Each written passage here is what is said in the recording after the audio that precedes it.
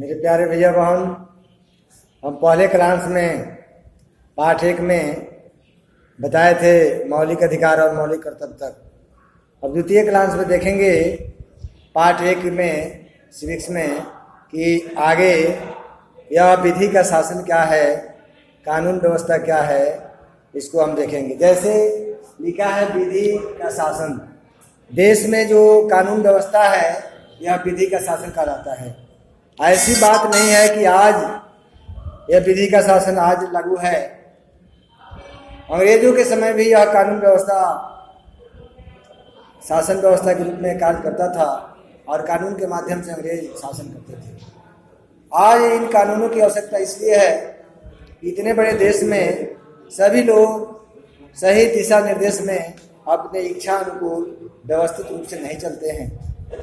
जो व्यक्ति देश में सही दिशा निर्देश में सही रास्ते पर नहीं चलते हैं, उनको सही रास्ते पर लाने के लिए कानून की आवश्यकता होती है और यह कानून इस विधि के शासन के माध्यम से ही आता है और सरकार उस कानून का इस्तेमाल अपने व्यवस्था के अनुकूल करती है। इसलिए इतने बड़े लोकतंत्र में व्यवस्थित रूप से शासन व्यवस्था चल सके, देश में शांति कायम रह सके, इसलिए इस कानून की आवश्यकता है। आपका देश एक बहुत बड़ा स्वतंत्र देश है, लेकिन देश में कुछ ऐसी विकृतियां हैं जो आज भी लोग के लिए चिंता का विषय बना हुआ है। जैसे दहेज प्रथा, आप सबों को पता है आज भी देश में यह दहेज प्रथा की जो व्यवस्था है, सरकार इसको दूर करना चाह रही है, इसको समाप्त करने के लिए कानून बनाई है, फिर भी यह दहेज प्रथा आज भी प्रचलित है और इस दहेज प्रथा के माध्यम से समाज में बहुत बड़ी विकृतियां है। बहुत से परिवार के लोग अपनी बेटियों के लिए शादी के लिए चिंता में रहते हैं कि कैसे इसकी शादी हो पाएगी।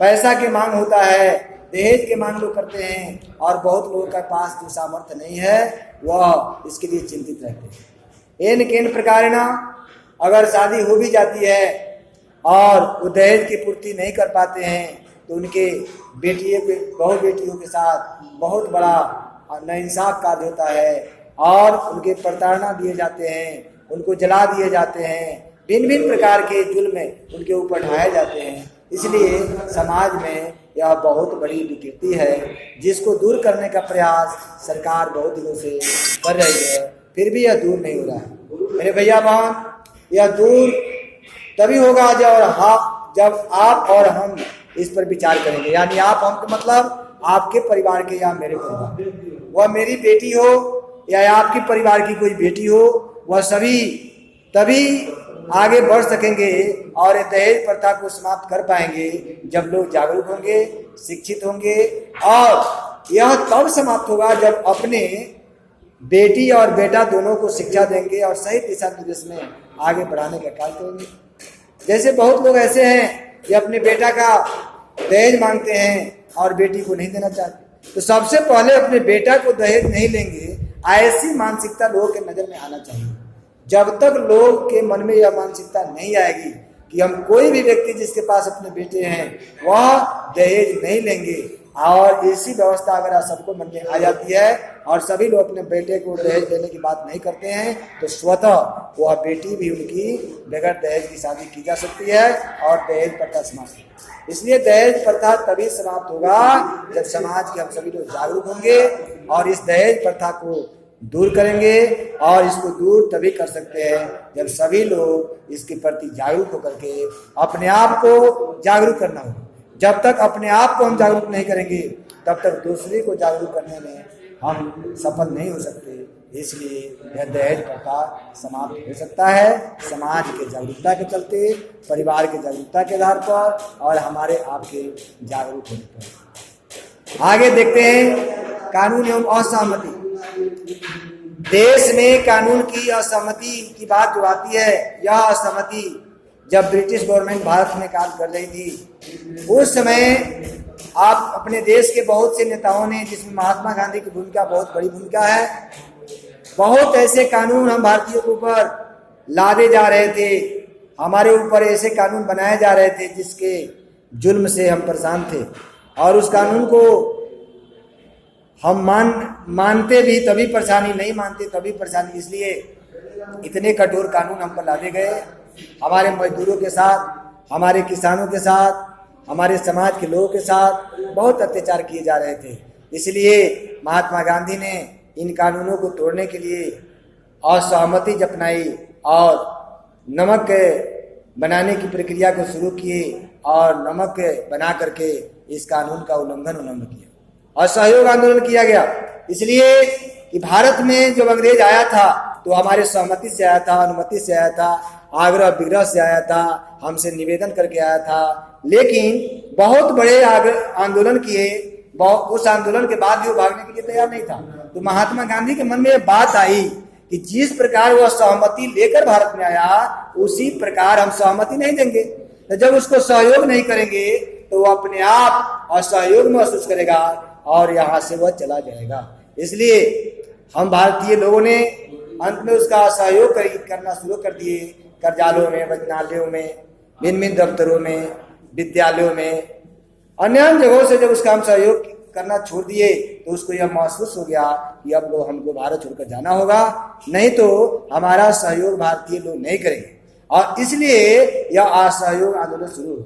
जैसे खेड़ा आंदोलन, चंपारण आंदोलन, असहयोग आंदोलन, सविनय अवज्ञा आंदोलन, भिन्न प्रकार के आंदोलन किया गया और इससे अंग्रेजों को यह ज्ञात कराया गया कि आप भारत छोड़कर चले जाइए, हमारे स्वतंत्रता को दे दीजिए, नहीं तो अब हम आपका साथ नहीं देंगे। इसके बाद हम देखते हैं नमक कानून को तोड़ना। बात आती है कि कानून को नहीं तोड़ना चाहिए, कानून का पालन करना चाहिए, कानून के साथ रहना चाहिए। लेकिन कुछ ऐसे कानून बना दिए जाते हैं कि वहां हमारी मजबूरी हो जाती है और वहां पर कानून को तोड़ना पड़ जाता है। और ऐसे ही महात्मा गांधी ने नमक बना करके अंग्रेजों के कानून को तोड़ने का काम किया और उसका विरोध किया, जिसके आधार पर हम अंग्रेजों का विरोध किए और नमक बना करके उसके कानून को तोड़ने का काम। कानूनों का उल्लंघन, यह कानून का उल्लंघन देश में अंग्रेजों के साथ भारतीय लोगों ने तब किया जब भारतीयों की बात नहीं मानी जा रही थी, भारतीयों पर जुल्म ढाया जा रहा था, भारतीयों के ऊपर अत्याचार किए जा रहे थे। इसलिए हमको मजबूरी में इस असहयोग को करना पड़ा, कानून को तोड़ना पड़ा। आज भी हम स्वतंत्र हैं लेकिन कानून के साथ हैं। अगर कानून का साथ नहीं देंगे तो देश नहीं चल पाएगा। लेकिन कभी कभी देश में धरना प्रदर्शन हो जाते हैं, सरकार के खिलाफ में आवाजें उठने लगती है और सरकार अपने कानून को मनवाने के लिए डंडा बरसाती है, कोर्ट का सहारा लेती है, पुलिस का सहारा लेती है। लेकिन फिर भी असहयोग होता है, विद्रोह होता है, क्रांति होती है। लेकिन क्रांति कभी कभी समाज के विरोध कानून बन जाते हैं और ऐसा कानून बन जाता है जो समाज के लिए सही नहीं होता है और उस समय कानून के खिलाफ आवाज आने लगती है और समाज के लोग उस सरकार के विरोध में धरना प्रदर्शन करने लगते हैं, रोड पर उतर आते हैं और उनकी परेशानियां बढ़ जाती हैं। इसलिए जैसे असहयोग आंदोलन, सविनय अवज्ञा आंदोलन, खेड़ा आंदोलन, चंपारण आंदोलन, भिन्न प्रकार के जो आंदोलन हुए, यह भी एक असहयोग ही था और सहयोग तो करके बुलाए थे। लेकिन मेरी बात जब नहीं मानी जा रही थी, मेरे साथ अत्याचार किए जा रहे थे, तो हम असहयोग क्यों नहीं करेंगे। इसलिए असहयोग उस समय भी किए थे और आज भी अपने देश में कानून हमारे सहयोग के लिए है, विकास के लिए, देश के भलाई के लिए। लेकिन कुछ ऐसे कानून बना दिए जाते हैं जो उसमें जनता का ही हित होने लगता है, जनता की ही परेशानी बढ़ जाती है। तो लोकतंत्र की परिभाषा है democracy, the government of the people, by the people and for the people. प्रजातंत्र में प्रजा के द्वारा प्रजा के लिए प्रजा प्रशासन किया जाता है। लेकिन ऐसे कानून बना दिया जाए कि प्रजा का ही अहित हो तो वहां पर तो कानून के विरोध में हमको उतरना पड़ेगा। इसलिए मेरे भैया बहन, आप इस विषय वस्तु को समझे, सुने। इस पाठ में आज ये सारी बातें आई, या इस पाठ 1 के दूसरा कलांश है और यह पाठ समाप्त हुआ। इस पाठ 1 के सभी प्रश्न उत्तर को बना कर लाएंगे और फिर आगे हम इसके बाद वाले विषय को पढ़ेंगे। लेकिन इस पाठ के प्रश्न बना कर लाएंगे, व्यवस्थित रूप से बना कर लाएंगे और जहाँ कहीं कोई दिक्कत होगी फिर आगे हम बताएंगे। आज के लिए बस इतना ही, फिर आगे आपको इसके बाद की बात बताई जाएगी। लेकिन ध्यानपूर्वक इस प्रश्न को बनाएंगे।